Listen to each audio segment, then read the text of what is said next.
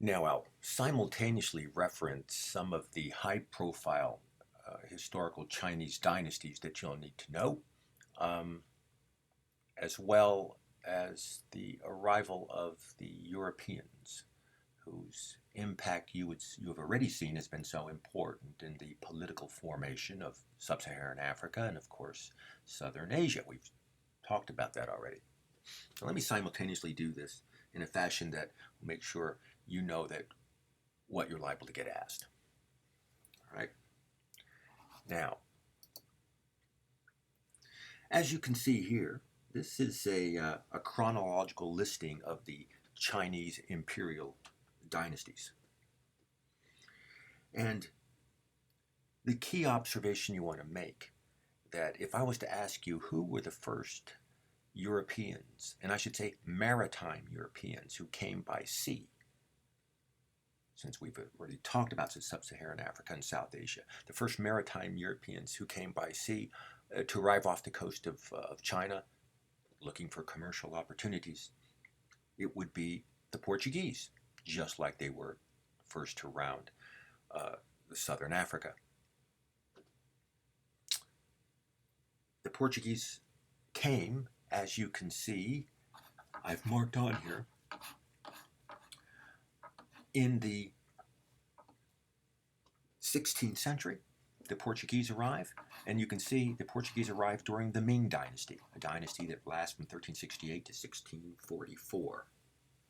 And when the Portuguese arrived, they couldn't employ the policy that was used by European powers during the Columbian era elsewhere.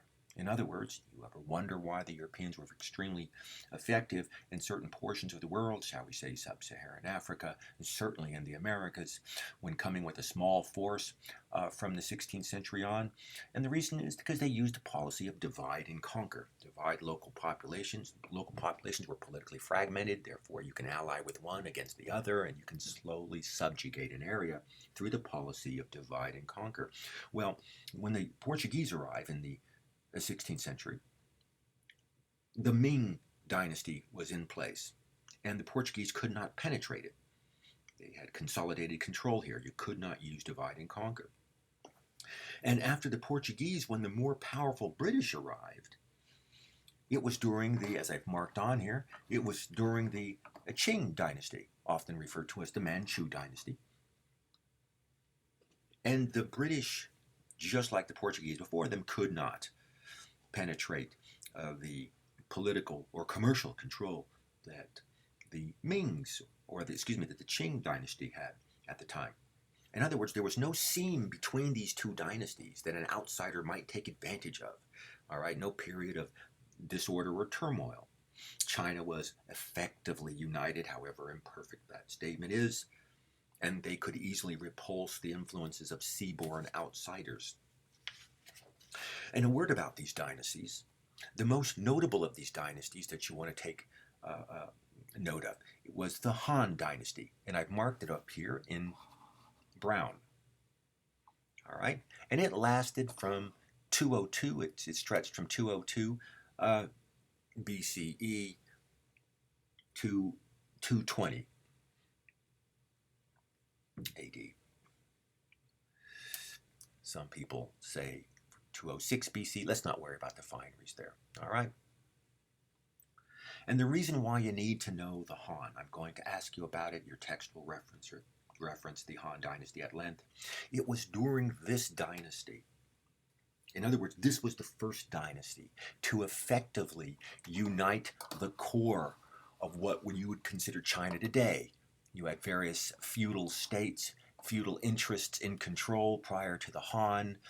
All right, the Han were were the first to effectively unite this under one political administration, however imperfect it was. All right. And we're talking about uniting what you would consider the traditional or historical core of China that I've pointed out already. The lands more or less in and around or roughly between the Wanghe, the Yellow River here, and the Yangtze River here. The Han were the first to unite this particular era. It is the Han who established the core of the Chinese state that you still see today. It's been extremely successful because it still exists in recognizable form over at least since the Han 2,000 plus years, and arguably you can go further than that. Keep that in mind for great powers like the United States, which has only been around for, you do the math, 2.5 centuries or so, roughly speaking. You think it'll be around in its present form, in a recognizable form, 1,700 years on from now? An interesting question in any case. Now, the import of the Han is not simply one of unifying the core of China. There's various accomplishments, and I've listed them here. All right, the traditional importance of the Han Dynasty. All right, I listed number one already. It territorially expanded outward, unifying the different feudal states of central China. All right, I already mentioned that. But second, the idea of appointing government officials based on ability rather than birth, all right, or your personal connections, all right, famous Chinese civil service exams, that was established by the Han. And mind you, I say the idea. Idea doesn't always mean practice. Nevertheless, it's pretty revolutionary that privilege and power would go to those who have ability rather than those who simply do so out of their birth or personal connections. I mean, here we are in a modern democratic state in the 21st century, and let's face it, most of the positions of privilege and power go to those by birth or personal connections. When I say birth, that means birth in a family, usually in possession of capital, which is passed down nevertheless. During this period of time, Confucianism becomes the state ideology. You'll soon be learning more about Confucianism as China's profile grows in the world economy. It's entirely consistent with Western democratic capitalism. Nevertheless, we won't go into the fineries here. And of course, China established a uniform system of education throughout that period, their dominion, that provides the solidarity over this vast area that remains to this day, despite the attempts by invaders to dominate the state since the Han. All right, so that's the import of the Han. Good to know these things. I'll ask you them. China has long had a deep entrenched cultural root, which has provided a substantial amount of national solidarity in the face of invaders. What usually happens historically when an outside power comes in and takes over China, the core of China is, the outside power becomes Chinese. China isn't changed itself. The outside power comes in and converts over to being Chinese. It's actually the more effective way of ruling, given the interest of rulers is power, necessarily, not necessarily cultural form, in any case. And by the way, when I say the outside system, the outside power or the outside aesthetic comes in and becomes Chinese, that also applies to the present alien system of European imperialism, or I should say that technically needs to be qualified. Put it this way, the present system of communism. This is an agrarian-based communism that's largely been eclipsed already, but communism as a form of political governance rising in the 20th century came from the outside in China, not the inside. It was advocated, of course, by Mao. We'll get to that later, but it came from the outside. That has been sitting just on the surface of historical China, and it too will blow away, and is in the process of being blown away by other dynamics that are well embedded in Chinese culture. In any case, I'll give you some examples soon enough. All right? Now, so we have Europeans arriving in the 16th century, 17th and 18th centuries, into the 19th centuries, having difficulty getting into China. Looking to get into China to gain access to certain commodities that were highly valued in Europe. You'd want to get access to these commodities, given their value in the European market. And I'm talking about numerous things, but the most high-profile things are things like you can see here, rare porcelain, extremely valuable in the European market, silk, especially when you get it in its more native form as produced in the region, which is much thicker. In any case, teas, various other products Now, the outsiders want to get access to these commodities to sell them in the European market and make money, but they can't get into China. The Chinese had little interest in trading on a large scale with the European powers all the way up until the 19th century, because from the point of view of the Chinese, the Europeans had little to offer. Up until the 19th century, had little to offer. China had a whole array of industries which produced products of excellent quality, sufficient for the domestic market. The textile industries of Europeans and others could be easily matched and surpassed by what China was producing domestically.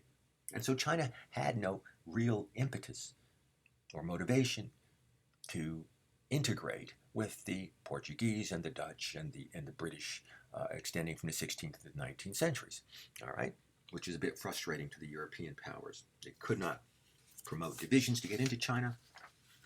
This was a problem. Now, therefore, the Chinese were sitting rather supremely in their sense of independence from the increasingly globalizing world economy. They limited contact with the Europeans from the 16th to the 19th century to specific locations. They were not going to allow free access to European interests in China. And thus, you can see here one of those points where the Europeans said, this was in the 16th century, to the Portuguese, we're not going to have general contact with you Portuguese, but what little contact we'll have with you will be at Macau, at this one singular spot. And the Chinese didn't even stalk or have present an ambassadorial staff here permanently, so of little importance did they consider the Portuguese. But they limited contact with the Portuguese to Macau, which was established, as you can see, in 1557.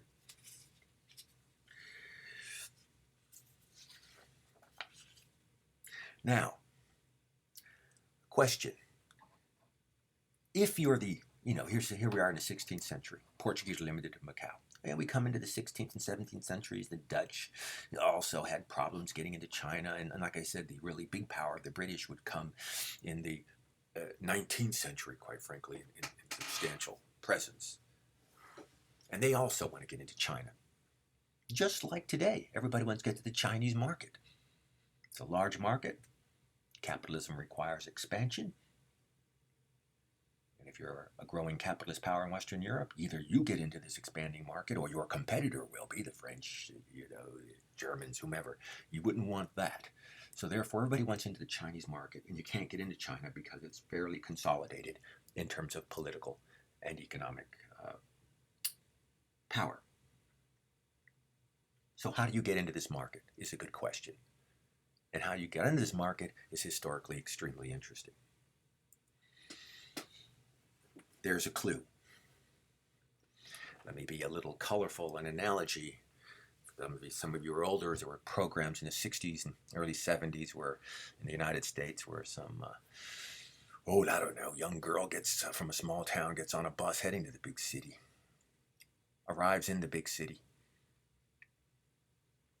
and she is immediately recognized by locals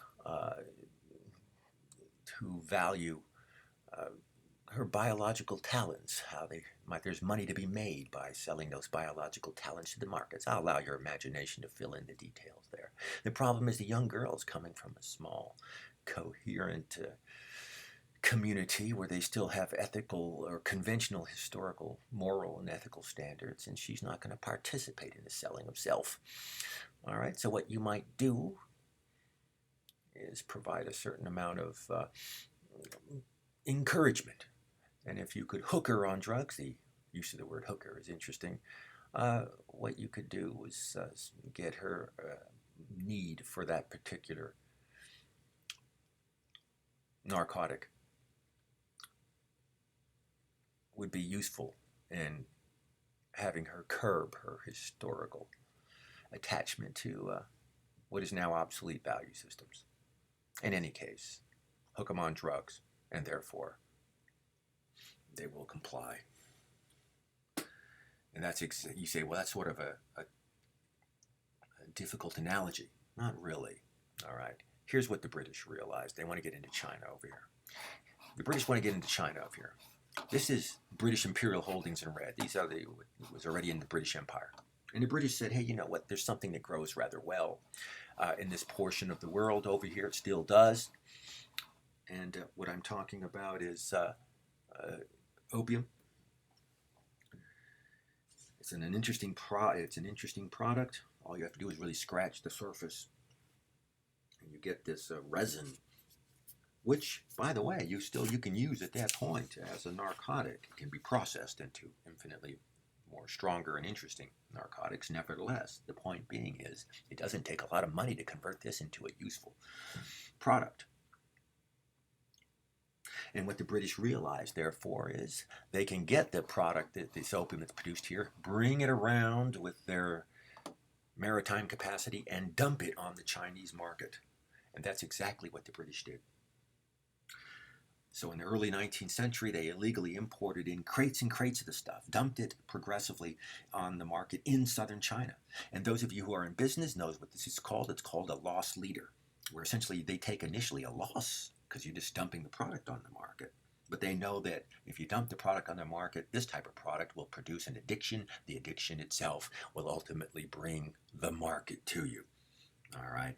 And once you establish a trading relationship where opium is required, you can then trade for those commodities that you want out of China to get back to the European market.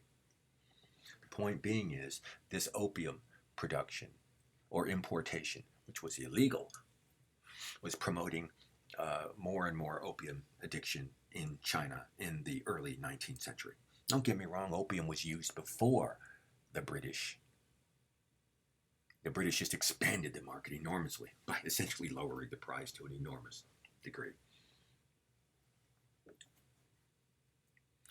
This was a woodcut of opium smuggling. You can understand that this was an incredibly lucrative process, just like drug smuggling is today. You can smuggle the stuff into the country. There's a huge market for it that has to have it. The Chinese government was increasingly trying to stop opium importation, but couldn't. They had a war on drugs.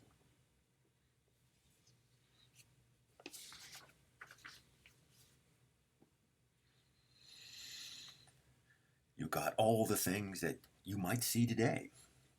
Harsher laws if you get busted conveying drugs and using them, violent seizures, public burnings of the product, although that might not be a good idea if you think about it. Just like you see today. But rampant addiction was robbing many of their ambition, causing an economic burden to the state in terms of crime, welfare, and incarceration, just like today. And consumption spread to all levels of society, even to the personal retinue of the emperor. And so the Manchus realized that they were losing control of much of southern China. Customs officials were simply too easy to corrupt. Just like today, the combination of high demand and illegality produces big profits for the traffickers.